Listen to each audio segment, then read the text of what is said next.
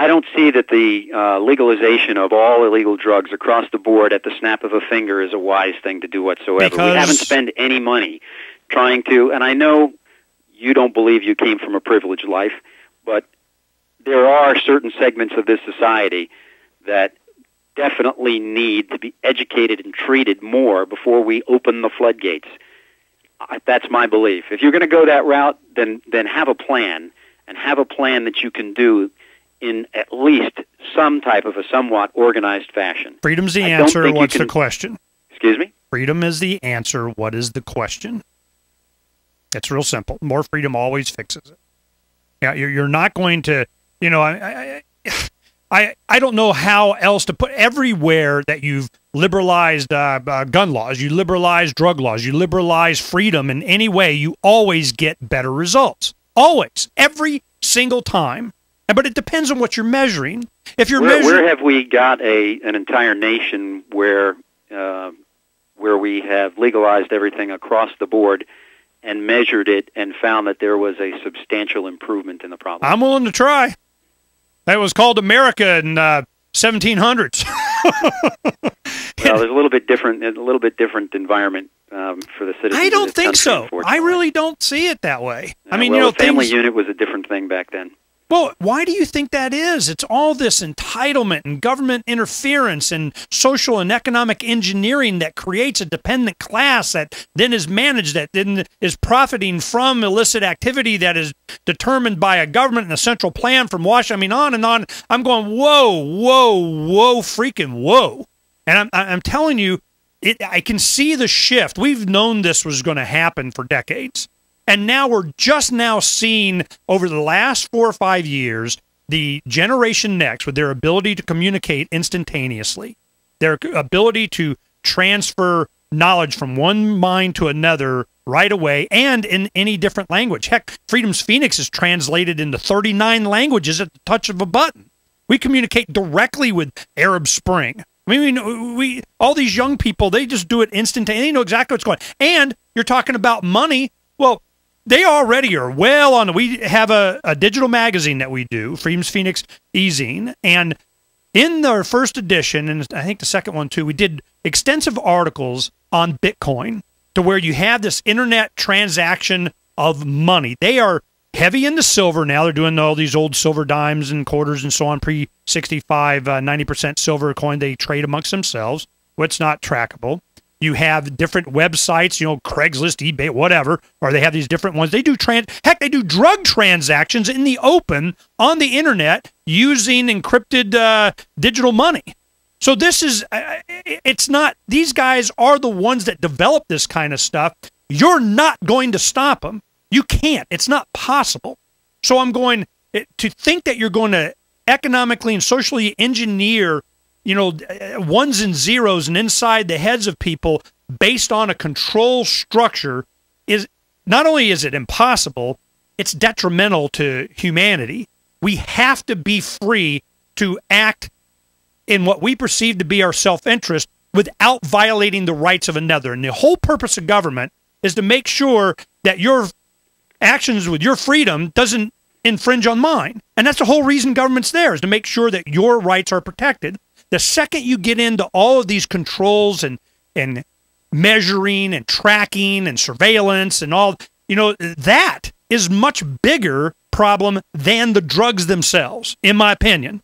And from someone that's been inside it, I have to ask you, as you saw the drugs being done, and I'm sure you got poster children all over the place that, you know, are bad, but the profit incentive drives it down to the junior high. It drives it into the high schools and the public schools and so on because there's profit. Instead of there being a court system or, you know, heck, even if you tax it or something like that, which I'm not a fan of, but at least you can go to court and say, hey, this guy abused my child. This guy did what, I mean, you have this ability to use a free market remedy on this, but in an illicit drug trade, you can't. And disputes are settled with M16s on the street corners in northern Mexico. I mean, I don't see how freedom isn't the answer to, God, just about every problem that you come up with. And from the inside, I have to see that you hope that you saw the coercive effect of the drug war itself outweighed the drug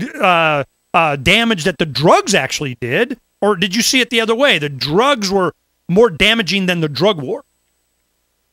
I do believe the drugs are more damaging than the drug war. I'm sorry, but I also think that the people that I dealt with, and this plays right into what you're talking about as far as profits, but I mean, they could have otherwise been running a Fortune 500 company. We're not talking about people who are working on the internet to sell little tiny amounts of drugs here and there. That's not really what my issue is all about. I'm talking about people who possess so much money and are involved, are driven to be involved in so much criminal activity that they attempt to, and in fact do, buy the will of countries. They buy the will of the police, of I know military, why.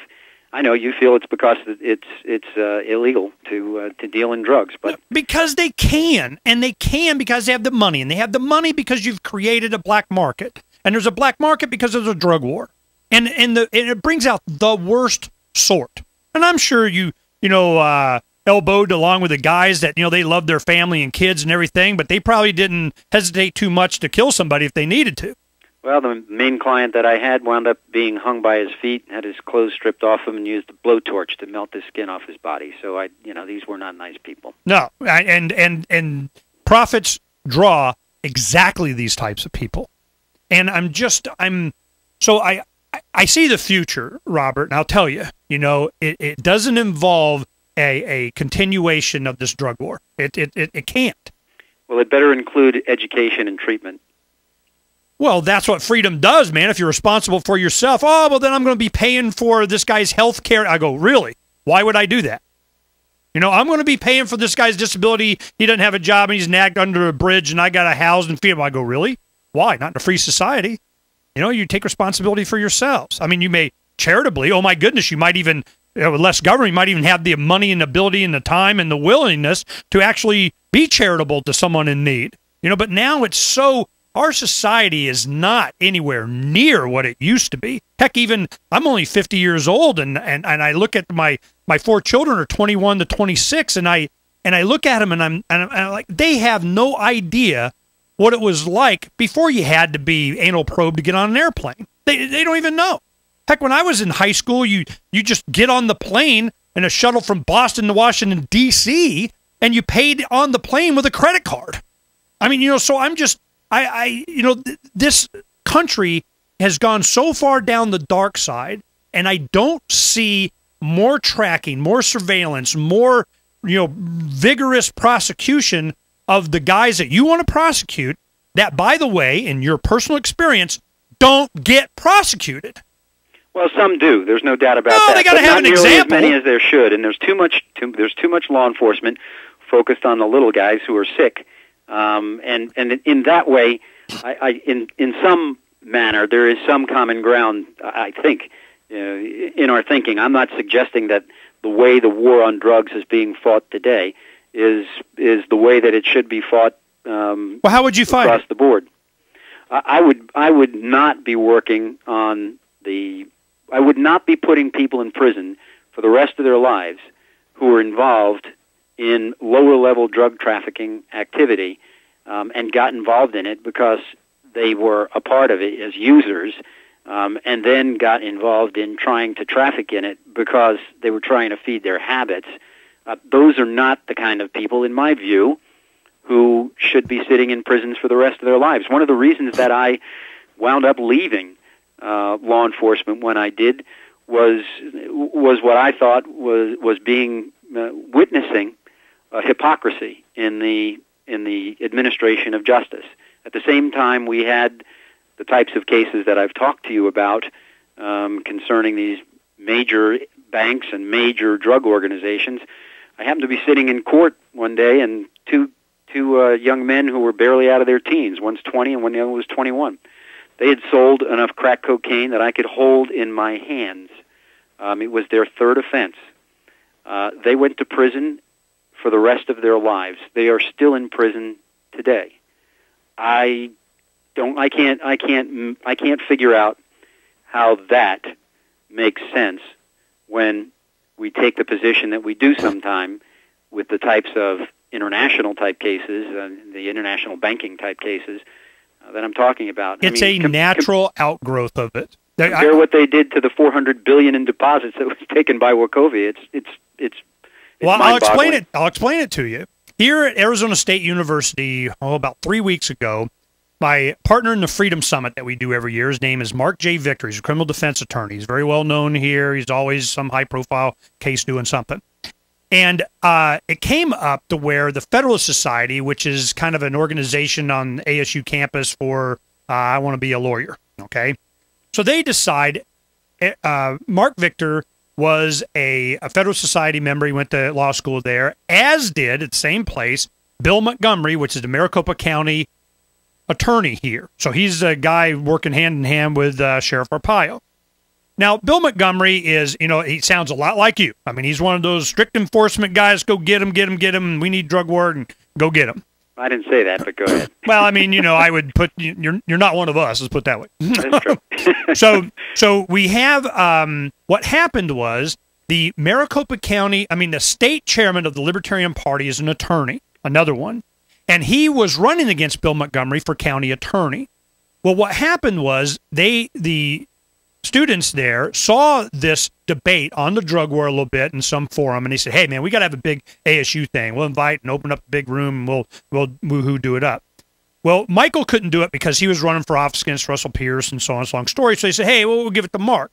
Well, Mark has been begging for decades to do this. He's presented to attorneys and judges and so on about the drug war. He goes, look, man, I make a crap load of money off the drug war. I guarantee I make more money than any of you guys do on this drug war, all right?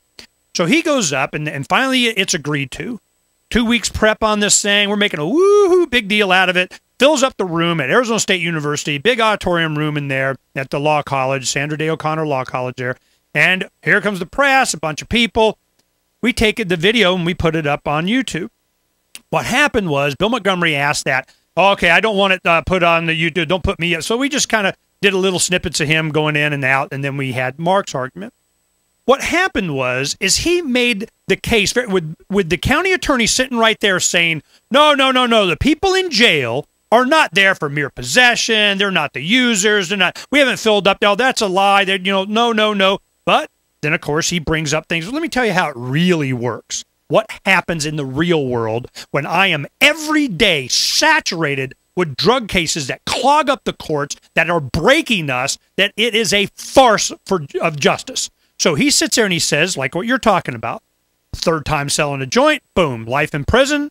He had paraphernalia. No, you got 2 joints in your car. You don't get charged with possession. You get charged with trafficking, distribution, transportation, and a paper that's wrapped in paraphernalia. I mean, they just throw on so much crap.